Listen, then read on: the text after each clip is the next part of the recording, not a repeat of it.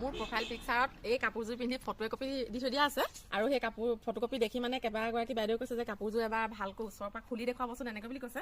হয় বাৰু মই কাপোৰযোৰ তেনেকৈ ভালকৈ খুলি মানে দেখুওৱা নাই আৰু কাপোৰযোৰ আছিল মোৰ টছত এংকৰ গুলি দি কৰিছোঁ আৰু গোটেইখিনি গুজৰাটী চিলাই কৰা আছে আৰু মাজতে কাঠা চিলাই কৰি দিছোঁ আৰু মাজত অকণমান শ্বাইনিঙৰ কাৰণে পাথৰ ব্যৱহাৰ কৰিছোঁ একেবাৰে কমকৈ। কাপোৰযোৰ আৰু দহিখিনি দেখিছেনে, ৰিহা দহি কৰিছিলোঁ চিম্পুলকৈ। ইমান মানে ধৰি লওক আৰু কিমাননো থুপি লগাই পিন্ধিম, এইবাৰ বোলো এনেকুৱা কৰিয়ে পিন্ধো তেনেকৈ বুলি কৰিলোঁ। আৰু এইটো আছিল আধাটো মানে আধা চাদৰখনৰ হেৰিটো, এইটো কাপোৰযোৰ।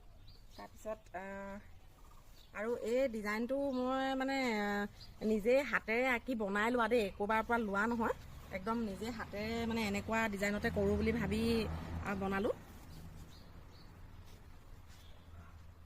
আৰু হাতত এনেকৈ দিছিলোঁ চিম্পুলকৈ, বৰ বেছিকৈ দিয়া নাই, হাতত পাথৰো দিয়া নাই তেনেকৈ। আৰু মেখেলাখনৰ ইমানখিনি ফুল থকা আছিলে। মোৰ মানে অৰ্ডাৰ আহে, বহুত হেভি কাপোৰযোৰ, অলপ কৰিবলৈ কষ্ট হয়। এতিয়ালৈকে মানে মই এইযোৰৰ 2 নম্বৰ কপিটো বনোৱা নাই দেই এতিয়ালৈকে, অকল নিজলৈহে বুলি কৈছোঁ।